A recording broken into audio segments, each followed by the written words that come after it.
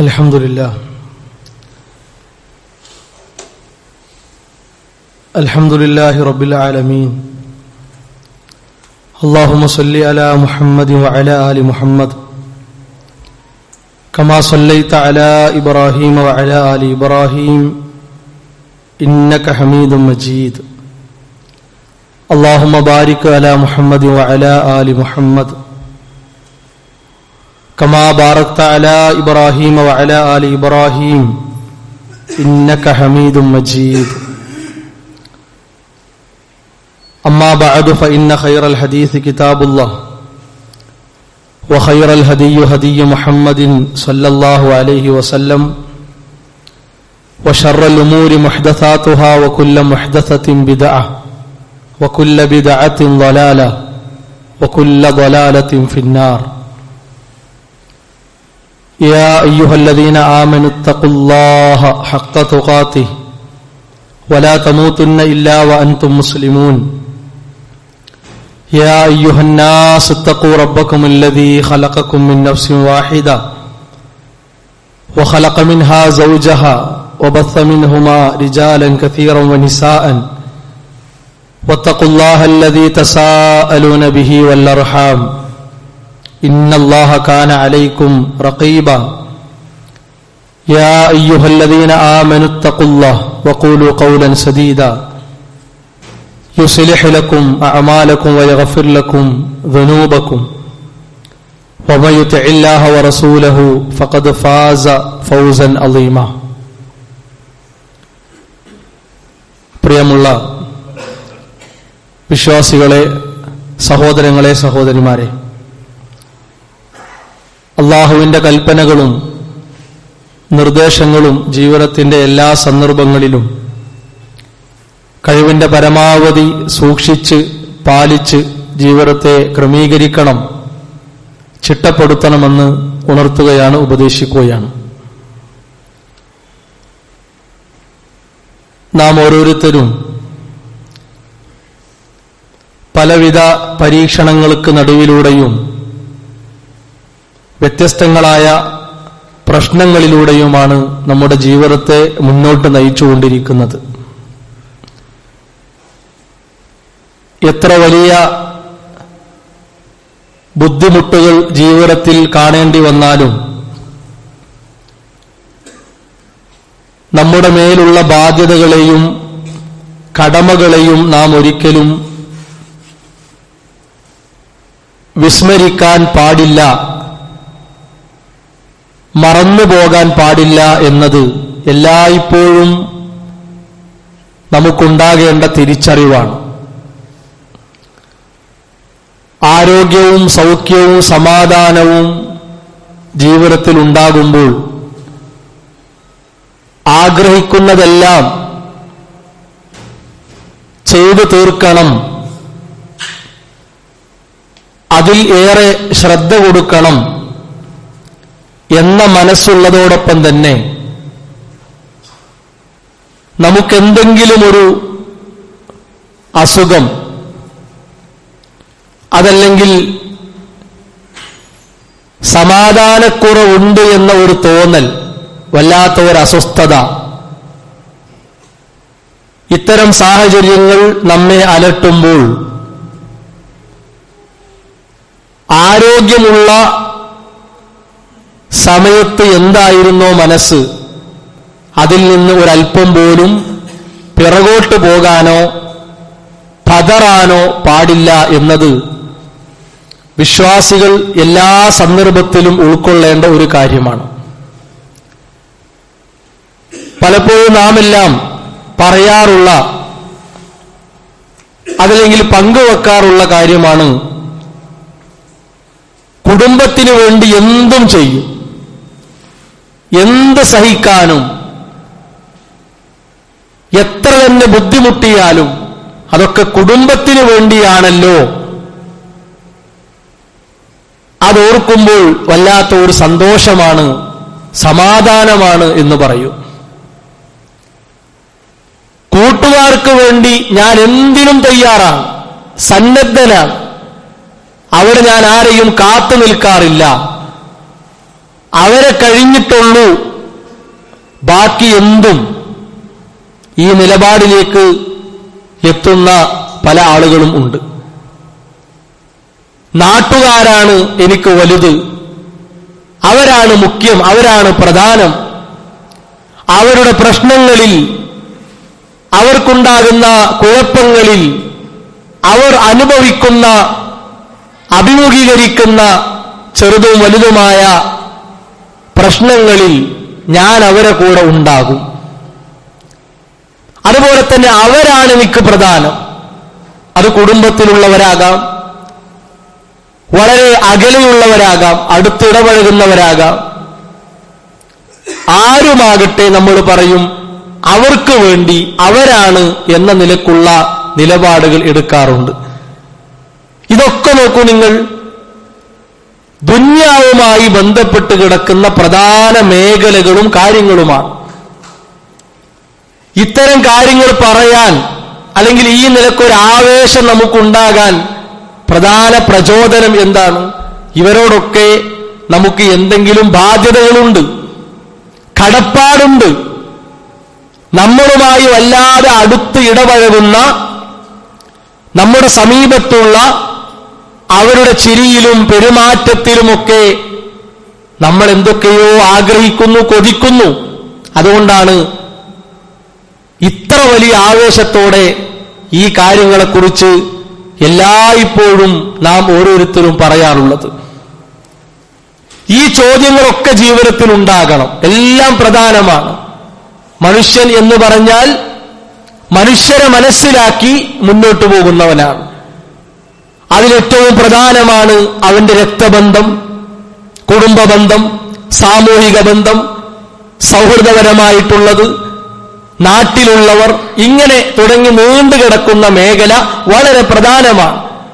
അതൊരു മുസ്ലിമിന്റെ വ്യക്തിത്വമാണ്, അവനിൽ നിയലിച്ചു കാണേണ്ട മൂല്യമാണ്, സൽഗുണമാണ്, ഒരു സംശയവും ഇല്ല. എന്നാൽ വളരെ കണിശമായി നമ്മോട് ചോദിക്കേണ്ട പ്രധാനപ്പെട്ട ചില ചോദ്യങ്ങളുണ്ട്. ആ ചോദ്യങ്ങൾക്ക് ഉത്തരം കാണേണ്ടവരും വിശ്വാസികളായ നമ്മൾ തന്നെയാണ്. നമുക്ക് നമ്മുടെ ജീവിതത്തിൽ വളരെ ആത്മാർത്ഥമായി എനിക്ക് വേണ്ടിയാണെന്ന മനസ്സോടെ എപ്പോഴെങ്കിലും ചോദിക്കാൻ സാധിച്ചിട്ടുണ്ടോ? അല്ലാഹുവിന് വേണ്ടി ഞാൻ എന്തും സഹിക്കും, ഞാൻ എന്തും ത്യജിക്കും. എത്ര വലിയ വെറുപ്പുളവാക്കുന്ന സാഹചര്യമാണെങ്കിലും എന്റെ റബ്ബിന് വേണ്ടിയാണ്, അല്ലാഹുവിന് വേണ്ടിയാണ് എന്നോർക്കുമ്പോൾ എനിക്ക് വല്ലാത്ത ഒരു സമാധാനമുണ്ട്, എന്തെന്നില്ലാത്ത ഒരു സന്തോഷമുണ്ട്. ഈ ചോദ്യത്തിൽ ഉറച്ച ഒരു തീരുമാനമെടുക്കാൻ നമുക്ക് സാധിക്കാറുണ്ടോ? അതോടൊപ്പം അല്ലാഹുവിന്റെ ദീനിനു വേണ്ടിയാണ്, മതത്തിനു വേണ്ടിയാണ്, അതിന്റെ സംരക്ഷണത്തിനാണ്, അതിന്റെ പ്രചരണത്തിനാണ്, അതിനെ സേവിക്കാനും സഹായിക്കാനുമാണ്, അല്ലാഹുവിന്റെ ദീനിനു വേണ്ടിയാണ്. അതെനിക്കൊരു പ്രശ്നമല്ല, സമയം എനിക്കൊരു തടസ്സമല്ല. എന്റെ സാഹചര്യങ്ങൾ എന്തുമാകട്ടെ, അള്ളാന്റെ ദീനിനു വേണ്ടിയാണോ, ഞാൻ തയ്യാറാണ്, ഞാൻ റെഡിയാണ്. പരലോക വിജയത്തിനു വേണ്ടിയാണ്.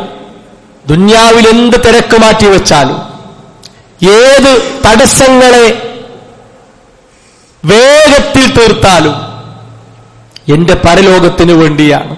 ഞാൻ അവിടെ ഒറ്റക്കാകുമ്പോൾ എനിക്ക് തണലായി, തുണയായി, സമാധാനമായി, സന്തോഷമായി, ആശ്വാസമായി, ആനന്ദമായി എന്നെ കാത്തിരിക്കുന്ന ആ നിമിഷം ഈ രൂപത്തിലായി കിട്ടാൻ ഞാൻ എല്ലാം ഒഴിവാക്കും. നോക്കൂ നിങ്ങൾ, നമ്മുടെ ജീവിതത്തിലേക്ക് ഈ ചോദ്യങ്ങൾ ഒന്ന് കൊണ്ടുവരികയും ആ ചോദ്യങ്ങളിൽ നമുക്ക് വല്ലാത്ത ഒരാവേശം, വല്ലാത്ത ഒരു ഉന്മേഷം പ്രകടിപ്പിക്കാനും നിലനിർത്താനും സാധിച്ചാൽ, സഹോദരങ്ങളെ, എത്ര വലിയ പ്രശ്നങ്ങൾ മല പോലെ നമ്മുടെ മുമ്പിലേക്ക് ഹാജരാക്കപ്പെട്ടാലും മനസ്സുകൊണ്ട് ഉറച്ചു നിൽക്കാൻ സാധിക്കും. ഒരു പ്രയാസത്തിനും, ഒരു പ്രശ്നത്തിനും, ഒരു ബുദ്ധിമുട്ടിനും നമ്മെ തളർത്താനോ ഇരുത്താനോ കഴിയില്ല. വിശുദ്ധ ഖുർആൻ ഒരേ ആശയത്തിൽ ചോദിച്ച 3 ചോദ്യങ്ങളുണ്ട്. ആ 3 ആയത്തുകളുടെയും തുടക്കവും അതിന്റെ ഉള്ളടക്കവും അതിന്റെ ആശയവും വളരെ വലിയ സാമ്യതയുള്ളതാണ്. 3 ആയത്തുകളും പരസ്പരം ബന്ധപ്പെട്ട് കിടക്കുന്ന ആയത്തുകളാണ്. അല്ലാഹു സുബ്ഹാനഹു വ തആല ചോദിക്കുന്നു, അം ഹസിബതും അൻ തദ്ഖുലുൽ ജന്ന, സ്വർഗ്ഗത്തിലേക്ക് നിങ്ങൾ കടക്കുമെന്ന് ധരിച്ചിരിക്കുകയാണോ? സ്വർഗ്ഗത്തിലേക്ക് ഓടി ആരെയും കാത്തു നിൽക്കാതെ വേഗത്തിൽ കയറി ചെല്ലാം. ഞാൻ ചെല്ലുമ്പോഴേക്ക് സ്വർഗം എന്നെ മാടി വിളിക്കും എന്ന വിചാരത്തിലാണോ? വലമ്മാ യഅലമില്ലാഹു അല്ലദീന ആമനൂ അല്ലദീന ജാഹദൂ മിൻകും വയഅലമസ് സ്വാബിരീൻ. അല്ലാഹു തആല നിങ്ങളെ കൂട്ടത്തിൽ നന്നായി അധ്വാനിക്കുന്ന, കഠിനാധ്വാനം ചെയ്യുന്ന, മനസ്സുകൊണ്ടും ശരീരം കൊണ്ടും സമ്പത്ത് കൊണ്ടും സമയം കൊണ്ടും സൗകര്യങ്ങൾ കൊണ്ടും നേട്ടങ്ങൾ കൊണ്ടും അള്ളാഹുവിന്റെ ദീനിനു വേണ്ടി കഠിനാധ്വാനം ചെയ്യുന്ന, അഹോരാത്രം പരിശ്രമിക്കുന്ന ആളുകൾ ആരാണ് എന്ന് അള്ള കൃത്യമായി മനസ്സിലാക്കാതെ നിങ്ങൾക്ക് സ്വർഗത്തിൽ കയറാൻ പറ്റുമെന്നാണ്. സഹോദരങ്ങളെ, അത്ര സൂക്ഷ്മമായി അള്ളാഹു നമ്മളെ നിരീക്ഷിക്കുന്നുണ്ട്. നമ്മുടെ മനസ്സിന്റെ ഓരോ ചലനങ്ങളെയും, നമ്മുടെ പ്രവർത്തനങ്ങളിൽ എത്ര ശതമാനം ആത്മാർത്ഥതയുണ്ട് കൃത്യമായി നിരീക്ഷിക്കുന്നവനാണ് അള്ളാഹു. അതോടൊപ്പം ബുദ്ധിമുട്ടുകളും പ്രയാസങ്ങളും അതേപോലെ കുഴപ്പങ്ങളും പല നിലക്ക് നമ്മുടെ നേരെ വരുമ്പോൾ അവിടെയെല്ലാം ക്ഷമിക്കാനും സഹിക്കാനും നാം സന്നദ്ധരാണോ, ഒരുക്കമാണോ? ഇത് അള്ളാഹു കൃത്യമായി പരിശോധിക്കുന്നു. ഇതിൽ വിജയിച്ചാൽ മാത്രമേ നമുക്ക് അള്ളാഹു ഒരുക്കിയ സ്വർഗത്തിലേക്ക് വിചാരണ കഴിഞ്ഞ് പോകാൻ പറ്റുള്ളൂ. നിങ്ങൾ ആലോചിച്ച് നോക്കാണി, നമ്മൾ എന്തിനൊക്കെ വേണ്ടി അധ്വാനിക്കുന്നവരാണ് അല്ലെ? വൈകുന്നേരം നമ്മുടെ ശരീരത്തിലെ വിയർപ്പ് തുള്ളികളുടെ ആ ദുർഗന്ധം എന്ത് കാരണമുണ്ടായതാണ്? നേരത്തെ പറഞ്ഞ കുടുംബത്തിനു വേണ്ടി, കൂട്ടുകാർക്ക് വേണ്ടി, നാട്ടുകാർക്ക് വേണ്ടി, അവർക്ക് വേണ്ടി നമ്മൾ ഓടിയതിന്റെ, അധ്വാനിച്ചതിന്റെ, വരുമാനം കിട്ടാൻ വേണ്ടി പണിയെടുത്തതിന്റെ വിയർപ്പല്ലേ അത്? ആ വിയർപ്പ് തുള്ളികളിൽ എത്ര പരലോകത്തിനു വേണ്ടി നമ്മൾ ഒഴുക്കി എന്ന് കൃത്യമായി ആലോചിക്കണം. അതിനിടയിൽ നിസ്കാരം ശ്രദ്ധിക്കാൻ, കിട്ടുന്ന സമയങ്ങളിൽ ദിക്റുകളും മറ്റുമായി പരലോകത്തേക്ക് വേണ്ടി ഒരുങ്ങാൻ, അവസരങ്ങൾ നമ്മളെ മാടി വിളിക്കുമ്പോൾ ഒരു ക്രമം വരുത്തി ഒന്ന് അഡ്ജസ്റ്റ്മെന്റ് ചെയ്ത് അതിലേക്കൊന്ന് കാലുവെക്കാൻ നമുക്ക് സാധിക്കാറുണ്ടോ ഇല്ലയോ എന്ന് കൃത്യമായി നമ്മൾ ചോദിക്കണം. അടുത്ത ആയത്ത് നോക്കൂ നിങ്ങൾ. അഹസിബന്നാസ്, മനുഷ്യർ വിചാരിക്കുകയാണോ, അയ്യുതറകൂ അയ്യഖൂലു ആമന്നാ വഹും ലാ യുഫ്തനൂൻ, ഞങ്ങളൊക്കെ വിശ്വാസികളാണ് എന്ന് പറഞ്ഞാൽ പിന്നെ ഒരു പരീക്ഷണം, ഒരു കുഴപ്പം, ഒരു ബുദ്ധിമുട്ടുണ്ടാവുകയില്ല എന്ന വിചാരത്തിലാണോ മനുഷ്യനുള്ളത്? ഖുർആൻ പറയുന്നു, പൂർവികരെ നന്നായി നാം പരീക്ഷിച്ചു. എന്തിനാണ്? ഫലയഅലമന്നല്ലാഹു അല്ലദീന സദഖൂ, സത്യസന്ധരാരാണ്, സത്യത്തിന്റെ വക്താക്കൾ, അതിൽ ഉറച്ചു നിൽക്കുന്നവർ, അതിന്റെ വാഹകരായി, പ്രചാരകരായി, പഠിതാക്കളായി മാറുന്നവർ ആരാണ് എന്ന് കൃത്യമായി പരിശോധിക്കാനാണ്. വലയഅലമന്നൽ കാദിബീൻ, കള്ളന്മാർ അല്ലാഹുക്ക് മനസ്സിലാക്കാൻ വേണ്ടിയാണ്. ഇന്നവൻ കള്ളനായിരുന്നു, കപടനായിരുന്നു, വഞ്ചകനും ചതിയനുമായിരുന്നു. ഇസ്ലാമിന്റെ ഉള്ളിൽ അവനുണ്ടായിരുന്നു, പക്ഷേ മനസ്സിൽ ഇസ്ലാം ഉണ്ടായിരുന്നില്ല. അവന്റെ തടി കൊണ്ട് ഇസ്ലാമിന്റെ ഉള്ളിലാണ്, പക്ഷേ അവന്റെ മനസ്സ് ഇസ്ലാമിന്റെ അകത്തേക്ക് വന്നിട്ടില്ല. ഇതാരറിയുന്നുണ്ട്? അള്ളാഹു അറിയുന്നുണ്ട്. നമ്മൾ ചിലപ്പോൾ വിചാരിക്കും, ഞാൻ ഏത് വേഷം കെട്ടിയാലും, ഏത് മുഖം സ്വീകരിച്ചാലും അതൊക്കെ ഇപ്പൊ ആരറിയാനാണ്? എന്റെ മനസ്സാരറിയാനാണ്? ഞാൻ മനസ്സിൽ പറയുന്നതും വിചാരിക്കുന്നതും ആരും അറിയില്ല, ആരും കേൾക്കൂല എന്നാണ് നമ്മുടെ ധാരണ. നമ്മുടെ അടുത്തിരിക്കുന്നവരോ കൂടെയുള്ളവരോ യാത്രയിലുള്ളവരോ ആരും അറിയുന്നില്ല, ശരിയാണ്. പക്ഷേ എല്ലാം അറിയുന്ന, എല്ലാം കാണുന്ന, എല്ലാം നിരീക്ഷിക്കുന്ന അള്ളാഹുവിന്റെ രേഖയിൽ അതുണ്ട്. അതിനാൽ പരീക്ഷണങ്ങളും പ്രയാസങ്ങളും മാറി മാറി മാറി വരുമ്പോൾ സഹോദരങ്ങളെ, സത്യത്തിന്റെ പക്ഷത്താണോ, കളവിലേക്ക് മനസ്സ് പോകുന്നുണ്ടോ എന്ന പരിശോധനയാണ് അള്ളാഹു അവിടെ നടത്തുന്നത് എന്ന് വിവേകമുള്ള വിശ്വാസി തിരിച്ചറിഞ്ഞേ മതിയാകൂ. അവിടെ ഇങ്ങനെ തലതാഴ്ത്തി അല്ലെ, നാണിച്ച് ഇനിയിപ്പോ എന്ത് പറയാനാണ്, എല്ലാവരും ഇസ്ലാമിന്റെ പേരിലാണ് ഈ കാര്യങ്ങളൊക്കെ ചെയ്തുകൊണ്ടിരിക്കുന്നത്, ഇങ്ങനെ പരാജയപ്പെട്ട് പിന്നോട്ട് പോകേണ്ടവനല്ല. അങ്ങനത്തെ ഒരു അവസ്ഥ വിശ്വാസിക്കില്ല എന്നതാണ്. ഇന്ന് നോക്കൂ നിങ്ങൾ, അടുത്ത ആയത്തിൽ അല്ലാഹു തആല പറയുന്നു, അം ഹസിബതും അൻ തദ്ഖുലുൽ ജന്ന, നിങ്ങൾ സ്വർഗ്ഗത്തിലേക്ക് കയറി പോകുമെന്ന വിചാരത്തിലാണോ? വലമ്മാ യൗതികും മസലുൽ ലദീന ഖലൗ മിൻ ഖബലികും, നിങ്ങളെ പൂർവികർ അനുഭവിച്ചതുപോലെ, അവർ സഹിച്ചതുപോലെ പലവിധ പ്രയാസങ്ങളും ബുദ്ധിമുട്ടുകളും ശാരീരികമായും മാനസികമായും സാമൂഹികമായും പല നിലക്കും അറിയാതെ തലോടാതെ അനുഭവിക്കാതെ സുഖിച്ച് ആനന്ദിച്ച് ഇവിടെ കഴിഞ്ഞ് അങ്ങനെ പോകും എന്നാണോ? മസ്സത്തുഹുമുൽ ബഅ്സാഉ വദ്ദറാഉ, അവർക്ക് പെട്ടെന്ന് വന്ന പരീക്ഷണങ്ങൾ ഉണ്ടായിരുന്നു, ശാരീരികമായ ബുദ്ധിമുട്ടുകൾ ഉണ്ടായിരുന്നു. വസുൽസിലു, അവരാകപ്പാടെ ഇളക്കപ്പെട്ടു എന്നാണ്, ആകെ വിറപ്പിക്കപ്പെട്ടു എന്നാണ്. അവസാനം പ്രവാചകന്റെ കൂടെയുള്ള വിശ്വാസികൾ പറഞ്ഞു, മത്താ നസ്റുല്ലാഹ്, അല്ലാഹുവിന്റെ സഹായം എപ്പോഴാ വരിക? അത്രക്ക് അവർ ഏറ്റുവാങ്ങി. ശരീരമാസകരം മുറിവുകളാണ്, സമ്പത്ത് മുഴുവനും പിടിക്കപ്പെട്ടു, പലരും കൊല്ലപ്പെട്ടു, പല നിലക്കുള്ള വേദനകളും കഷ്ടതകളും അനുഭവിച്ചു. എന്തിനു വേണ്ടിയോ? അള്ളാഹ്ക്ക് വേണ്ടി, അള്ളാഹുവിന്റെ ദീനിനു വേണ്ടി, പരലോകത്തിനു വേണ്ടി. ഈ 3 ചോദ്യങ്ങൾക്കുള്ള ഉത്തരം വേദനകളിലൂടെ, കഷ്ടപ്പാടുകളിലൂടെ, പരീക്ഷണങ്ങളിലൂടെ നീന്തി അനുഭവിച്ചവരായിരുന്നു നമ്മുടെ പൂർവികർ എന്ന് മനസ്സിലാക്കണം. ആ ചരിത്രങ്ങളൊക്കെ കേൾക്കുമ്പോൾ നമുക്കൊരു വൈകാരികത, ഒരു വല്ലാത്ത എന്തോ ഒരു തോന്നൽ സ്വാഭാവികമാണ്. പക്ഷേ നമ്മുടെ ഉള്ളിലേക്ക് അതിറങ്ങണം. പുറത്തല്ല പ്രകടമാകേണ്ടത്, കണ്ണുകളിലും രോമങ്ങളിലും തൊലികളിലുമല്ല സഹോദരങ്ങളെ, അത് മനസ്സിന്റെ ഉള്ളിലേക്ക് അത് ഇറങ്ങണം. ചരിത്രത്തിൽ വളരെ വലിയ സ്ഥാനം പിടിച്ച മഹാസ്വഹാബിയാണ് ഖബ്ബാബ് ബിൻ അൽ-അഹ്റത്ത് റളിയല്ലാഹു അൻഹു. ഖബ്ബാബ് എന്ന സ്വഹാബിയുടെ പേര് കേൾക്കാത്തവരൊക്കെ വളരെ അപൂർവം ഉണ്ടാകുള്ളൂ. ഖബ്ബാബ് റളിയല്ലാഹു അൻഹു റസൂലുള്ളാഹി സ്വല്ലല്ലാഹു അലൈഹി വസല്ലമയുടെ മുമ്പിൽ വന്നിട്ട് ഒരു പരാതി പറഞ്ഞു. ഷകൗന, ഞങ്ങൾ പരാതിപ്പെട്ടു.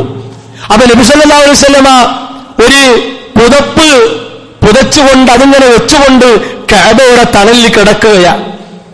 ആ സമയത്ത് വന്നിട്ട് റസൂലുള്ളാഹി സ്വല്ലല്ലാഹു അലൈഹി വസല്ലമയോട് ചോദിക്കുകയാണ്, അലാ തസ്തൻസിർ ലനാ അലാ തദ്ഉ ലനാ, അല്ലാഹുവിന്റെ ദൂതരെ, ഞങ്ങൾ ഈ അനുഭവിക്കണം നിങ്ങൾ കാണുന്നില്ലേ?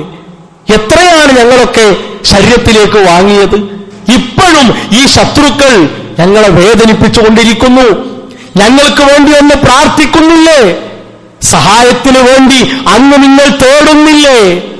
നിങ്ങൾ ആലോചിച്ച് നോക്കാണി, അത്രത്തോളം അവർ ചോദിക്കണമെങ്കിൽ എത്രത്തോളം അവർ അനുഭവിച്ചിട്ടുണ്ടാകും? അറ്റത്തെത്തുമ്പോഴാണല്ലോ ആ ചോദ്യം ഉണ്ടാകുക. റസൂലുള്ളാഹി സ്വല്ലല്ലാഹു അലൈഹി വസല്ലമയുടെ മറുപടി എന്താ അറിയോ? ഖദ് കാന മൻ ഖബലകും, ഖബ്ബാബേ, നിങ്ങളെ മുൻഗാമികളുടെ അവസ്ഥ എന്താന്ന് കേൾക്കണോ? എന്നാ കേട്ടോ എന്ന് പറഞ്ഞിട്ട് റസൂലുള്ളാഹി സ്വല്ലല്ലാഹു അലൈഹി വസല്ലം പറയാണ്, ശത്രുക്കൾ ഒരാളെങ്ങനെ പിടിച്ചു, ഒരു കുഴി കുത്തി, ആ കുഴിയിലിട്ട് വാളെടുത്തുകൊണ്ട് 2 പകുതിയാക്കി, തലയുടെ മുകളിൽ ആ വാള് വെച്ച് ഒരു മനുഷ്യ ശരീരത്തെ പച്ചയായി 2ആക്കി പിളർത്തി. ആ നിലക്ക് ചരിത്രം കഴിഞ്ഞു പോയിട്ടുണ്ട്. ആരാ ഇതൊക്കെ അനുഭവിച്ചവർ? പ്രവാചകന്മാർ, അവരുടെ കൂടെയുള്ളവർ അനുഭവിച്ചതും അവരൊക്കെ അറിഞ്ഞതുമാണ്. ഇരുമ്പിന്റെ ചീർപ്പുകൾ കൊണ്ട് ശരീരത്തിലെ മാംസങ്ങളെ പീഡെടുക്കപ്പെട്ടു. ആലോചിക്കണം, എത്രയെന്നറിയോ? ഖബ്ബാബ് റളിയല്ലാഹു അൻഹുവൊക്കെ ശരീരത്തിലേക്ക് നല്ലോണം വാങ്ങിയിട്ടാണ്. സഹിക്കവയ്യാതെ വന്നപ്പോ പോയി പറഞ്ഞതാണ്. അപ്പൊ കിട്ടിയ ഉത്തരാത്. സഹോദരങ്ങളെ, നമ്മൾ നമ്മിലേക്കൊന്ന് ഈ ചരിത്രത്തെ കൊണ്ടുവരണം, തീർച്ചയായും കൊണ്ടുവരണം. എന്നിട്ട് നേരത്തെ പറഞ്ഞതായ ആ 3 ചോദ്യങ്ങളും ഈ ചരിത്രവും നമ്മുടെ മുമ്പിൽ വെക്കുക. ദുർബലരായ നമുക്ക്, ഒന്നുമില്ലാതെ ദാരിദ്ര്യാവസ്ഥയിൽ കഴിയുന്ന നമുക്ക് റബ്ബിന്റെ മുമ്പിൽ പോയി എന്ത് പറയാനുണ്ടാകും എന്നാലോചിക്കുക. ഖബ്ബാബ് റളിയല്ലാഹു അൻഹു ചോദിക്കുമ്പോ ശരീരത്തിലെ മാംസം പോയിട്ട് എല്ല് പുറത്തേക്ക് കാണുന്ന അവസ്ഥയായിരിക്കും. എല്ല് പുറത്ത് കാണുക. റസൂലുള്ളാഹി സ്വല്ലല്ലാഹു അലൈഹി വസല്ലം പറഞ്ഞു, ഫമാ യസുദ്ദുഹു ദാലിക അൻ ദീനിഹി. ഇത്രയൊക്കെ അവർ അനുഭവിച്ചിട്ടും അള്ളാഹുവിന്റെ ദീൻ അവർക്കൊരു തടസ്സമായിട്ടില്ല. അള്ളാഹുവിന്റെ ദീൻ കാരണമാണല്ലോ ഇതൊക്കെ അനുഭവിക്കേണ്ടി വന്നത്, ഇതെല്ലാം സഹിക്കേണ്ടി വന്നത് എന്നൊരു ചിന്ത പൂർവികർക്കുണ്ടായിട്ടില്ല എന്ന് റസൂലുള്ളാഹി സ്വല്ലല്ലാഹു അലൈഹി വസല്ലമ സ്വഹാബത്തിനെ ബോധ്യപ്പെടുത്തുക. നമ്മളൊക്കെ നേരെ ആരെങ്കിലും ഒന്ന് കണ്ണുകൊണ്ട് ഇങ്ങനെ ചിമ്മിക്കാണിച്ചാൽ മതി, നിർത്തി പരിപാടി അല്ലേ?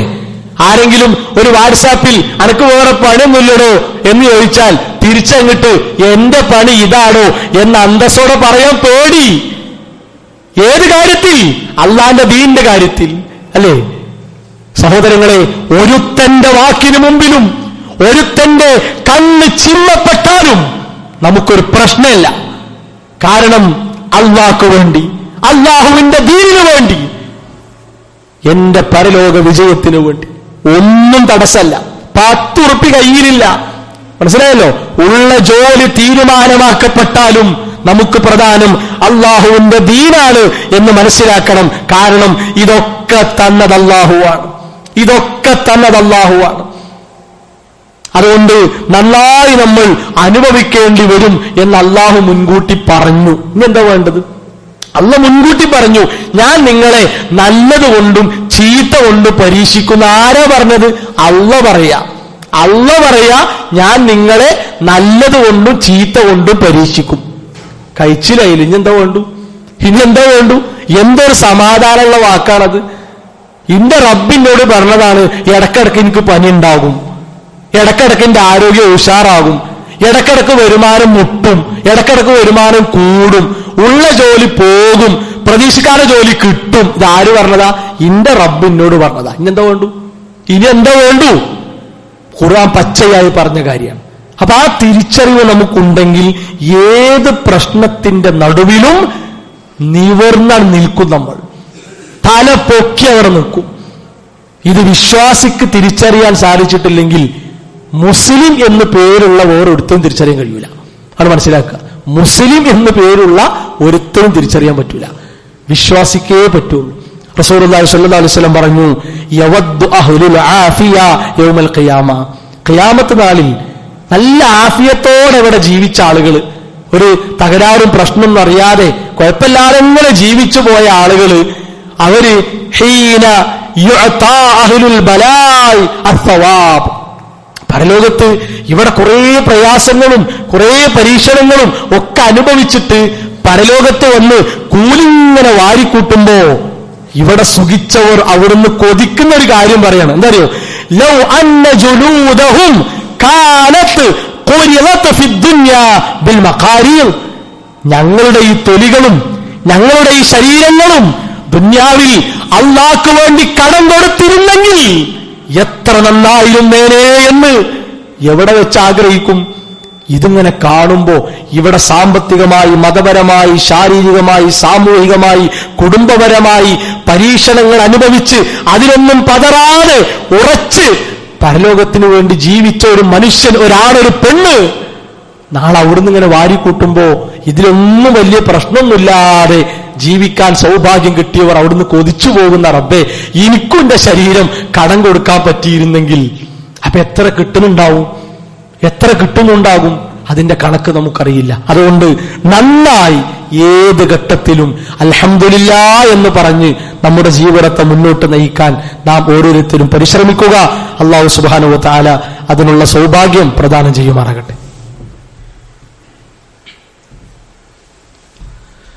അൽഹംദുലില്ലാഹ് വസ്സലാത്തു വസ്സലാമു അലാ റസൂലില്ലാഹ് വഅലാ ആലിഹി വഅസ്ഹാബിഹി അജ്മഈൻ. അമ്മാ ബഅദ്. അള്ളാഹുവിന്റെ നിയമങ്ങളും നിർദ്ദേശങ്ങളും അനുസരിച്ച് ജീവിതത്തെ ക്രമീകരിക്കണം, ചിട്ടപ്പെടുത്തണമെന്ന് ഉണർത്തുകയാണ്, ഉപദേശിക്കുകയാണ്. വിശ്വാസികളായ നാം എല്ലാവരും പ്രശ്നങ്ങൾ പല നിലക്ക് നമ്മുടെ ജീവിതത്തിന്റെ ഭാഗമാകുമ്പോൾ കൃത്യമായി എടുക്കേണ്ട ഇസ്ലാം പഠിപ്പിച്ച ഒരു നിലപാട്, അതിലേക്ക് ഇസ്ലാം പറഞ്ഞതായ കാര്യങ്ങളെക്കുറിച്ചാണ് സൂചിപ്പിച്ചത്. റസൂലുള്ളാഹി സ്വല്ലല്ലാഹു അലൈഹി വസല്ലമ പരീക്ഷണങ്ങളുടെ എല്ലാ തലങ്ങളെപ്പറ്റി പറഞ്ഞപ്പോൾ അവിടുന്ന് ആദ്യം പറഞ്ഞത് അമ്പിയാക്കൾക്കാണ് എല്ലാ നിലക്കുള്ള പ്രശ്നങ്ങൾ കൂടുതലായി ഉണ്ടാകുക. അതിന്റെ മുകളിലേക്ക് ആരും പോകൂല. ചിലപ്പോൾ വിചാരിക്കുക അമ്പിയാക്കളൊക്കെ എന്ത് സുഖത്തിൽ സമാധാനത്തിൽ കഴിഞ്ഞവരാണ്, അവർ അമ്പിയാക്കളല്ലേ, അവർക്കെന്താ പ്രശ്നം എന്നൊക്കെ ചിന്തിക്കും. പക്ഷെ അവരാണ് ഇതിന്റെ എല്ലാം അനുഭവിച്ചവർ. അതിന്റെ താഴെയാണ് ബാക്കി എല്ലാവരും. റസൂലുള്ളാഹി സ്വല്ലല്ലാഹു അലൈഹി വസല്ലം പറഞ്ഞു, വഇൻ കാന ഫീ ദീനിഹി സ്വൽബൻ, ഒരാൾ തന്റെ മതത്തിൽ ഭയങ്കരമായ ഒരു ഉറപ്പ് സ്വീകരിച്ചു കഴിഞ്ഞാൽ അവനുള്ള പരീക്ഷണം കഠിനമാകും എന്നാണ്. ചിലപ്പോൾ ആൾക്കാർ പറയും ഓന്റെ ഈ ദീനിനുള്ള പോക്ക്, ആ ദീനെന്നുള്ള വർത്താനം കൊണ്ട് തന്നെയാണ് ഓന് എവിടെ എത്താത്തത്, ഓനിക്ക് ദീനെന്ന് അത് കഴിഞ്ഞിട്ടുള്ളൂ എന്ന് വരെ ആളുകൾ തമാശക്ക് നമ്മളെ പറ്റി പറയും. അവിടെ നമുക്കൊരു അഭിമാനമാണ് വേണ്ടത്. എന്തേ? എന്റെ റബ്ബ് എനിക്ക് കണക്കാക്കിയതേ ജീവിതത്തിൽ ഉണ്ടാവുള്ളൂ, പിന്നെന്താ പ്രശ്നം? അപ്പൊ അതാണ് ആ ഉറപ്പ് എത്രയുണ്ടോ അത്ര കണ്ട് പരീക്ഷണം ഉണ്ടാകും. വൈകാരഫി ദീനിഹി റിഖ്ഖ, ഇനി ഒരാൾക്ക് ദീനിലിങ്ങനെ എന്നാ എത്ര വേണ്ട, അത് കുറച്ചൊന്ന് മാറ്റി വെക്കുക, കുറച്ച് കുറക്കുക, തൽക്കാലം ഇപ്പൊ ഇതുവരെയുള്ളതൊക്കെ ഒന്ന് ക്രമീകരിച്ചാൽ ചിലപ്പോൾ എനിക്ക് എന്തെങ്കിലുമൊക്കെ മെച്ചുണ്ടാകും എന്ന് തീരുമാനിച്ചാലോ ഓന്റെ പരീക്ഷണത്തിനും കുറവുണ്ടാവും.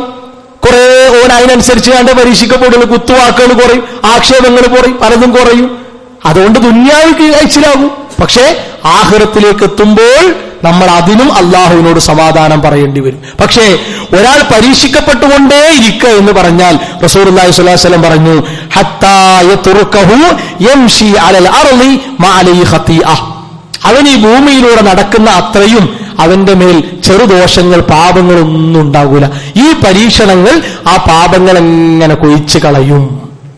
ഉണങ്ങി വാടിയ ഇല കൊയിന് ചാടി പോണ പോലെ ഈ പാപങ്ങളൊക്കെ, ഈ പരീക്ഷണം, ഓന് വേദന ഉണ്ടാകും, മാനസികമായി വേദന ഉണ്ടാകും, ഒക്കെ അനുഭവിക്കുമ്പോഴും ഈ പാപങ്ങൾ കുറഞ്ഞുകൊണ്ടേയിരിക്കും എന്ന് റസൂലുള്ളാഹി സ്വല്ലല്ലാഹു അലൈഹി വസല്ലമ നമ്മളെ പഠിപ്പിച്ചു. അതുകൊണ്ട് നമ്മുടെ ജീവിതത്തിലേക്കുള്ള അധ്യാപനങ്ങൾ വിശുദ്ധ ഇസ്ലാം മുൻകൂട്ടി നമ്മളെ അറിയിച്ചിട്ടുണ്ട്. അത് കൃത്യമായി ഉൾക്കൊണ്ട് നമ്മുടെ ജീവിതം ക്രമീകരിക്കുകയാണെങ്കിൽ നമുക്ക് സമാധാനവും സന്തോഷവും നിലനിർത്താൻ സാധിക്കും എന്നാണ് വിശുദ്ധ ഇസ്ലാം പഠിപ്പിക്കുന്നത്. അത് കൃത്യമായി ഉൾക്കൊണ്ട് നമ്മുടെ ജീവിതത്തെ ക്രമീകരിക്കുക. അല്ലാഹു സുബ്ഹാനഹു വ തആല അതിനുള്ള സൗഭാഗ്യം പ്രദാനം ചെയ്യുമാറാകട്ടെ. രണ്ട് കാര്യങ്ങൾ പ്രത്യേകമായി ഉണർത്താനുള്ളത്. ഒന്ന്, നമ്മൾ ഇടയ്ക്ക് സൂചിപ്പിക്കുന്ന നമ്മുടെ പള്ളിയുടെ പരിപാലനവുമായി ബന്ധപ്പെട്ട കാര്യമാണ്. ഇവിടെ ഒരുമിച്ച് കൂടുന്ന ആളുകൾ അവരെ കൊണ്ട് കഴിയുന്ന ഏറ്റവും നല്ല ഒരു വിഹിതം നൽകിയാൽ നമ്മുടെ പള്ളിയുടെ കാര്യങ്ങളൊക്കെ സുഖമായി മുന്നോട്ട് കൊണ്ടുപോകാൻ സാധിക്കും. മാസത്തിൽ കൃത്യമായി നൽകുന്ന ആളുകളുണ്ട്. അതല്ലാത്തവരും നമ്മളെ കൊണ്ട് കഴിയുന്ന രൂപത്തിലൊക്കെ സഹകരിക്കണം എന്ന് പ്രത്യേകം ഒന്ന് സൂചിപ്പിക്കുന്നു. അതുപോലെ തന്നെ എല്ലാ ബുധനാഴ്ചകളിലും മഗ്‌രിബ് നിസ്കാര ശേഷം ഖുർആനും ഹദീസും പഠിക്കാനുള്ള സംരംഭം ഇവിടെയുണ്ട്. QHLS ഖുർആൻ ഹദീസ് പഠന സംരംഭം ഇവിടെ കൃത്യമായി നടന്നു വരുന്നുണ്ട്. കുടുംബസമേതം സാധിക്കുന്നവർ അതിൽ പങ്കെടുക്കണം. കുറഞ്ഞ സമയം 1-2 ആയത്തുകൾ, അതുമായി ബന്ധപ്പെട്ട ഹദീസുകളൊക്കെ നമുക്ക് പഠിക്കാനും ഒരുപാട് കാര്യങ്ങൾ അതിൽ നിന്ന് കുടുംബത്തോടൊപ്പം മനസ്സിലാക്കാനും സാധിക്കും. അത് പരമാവധി എല്ലാവരും ഉപയോഗപ്പെടുത്തണം എന്ന് സൂചിപ്പിക്കുകയാണ്. അല്ലാഹു സുബ്ഹാനഹു വ തആല നമ്മുടെ ജീവിതത്തിൽ വന്ന ചെറുതും വലുതുമായ വീഴ്ചകൾ വിട്ടുപുറത്ത് മാപ്പാക്കി തിരുമാറാകട്ടെ. ലാ ഇലാഹ ഇല്ലല്ലാഹ് മുഹമ്മദ് റസൂലുള്ളാഹ് മരണം വരെ മുറുകെ പിടിച്ചുകൊണ്ട് ജീവിക്കാനുള്ള സൗഭാഗ്യം അല്ലാഹു പ്രദാനം ചെയ്യുമാറാകട്ടെ. ശാരീരികമായും മാനസികമായും സാമ്പത്തികമായും മതപരമായും കുടുംബപരമായും പ്രയാസപ്പെടുന്ന ഒരുപാട് ആളുകൾ സമൂഹത്തിലുണ്ട്. അവരുടെ പ്രയാസങ്ങൾ, ബുദ്ധിമുട്ടുകൾ അല്ലാഹു ദൂരീകരിച്ചു കൊടുക്കുമാറാകട്ടെ. നമ്മിൽ നിന്ന് മരണപ്പെട്ട മാതാപിതാക്കൾ, മക്കൾ, വിശ്വാസികൾ, പണ്ഡിതന്മാർ, പ്രബോധകർ, അവർക്ക് അല്ലാഹു മഗ്ഫിറത്തും മർഹമത്തും പ്രദാനം ചെയ്യുമാറാകട്ടെ. اللهم اغفر للمؤمنين والمؤمنات والمسلمين والمسلمات. ربنا تقبل منا، ربنا لا تزغ قلوبنا بعد إذ هديتنا وهب لنا من لدنك رحمة إنك أنت الوهاب. ربنا هب لنا من أزواجنا وذرياتنا قرة أعين واجعلنا للمتقين إماما. آمين آمين برحمتك يا أرحم الراحمين.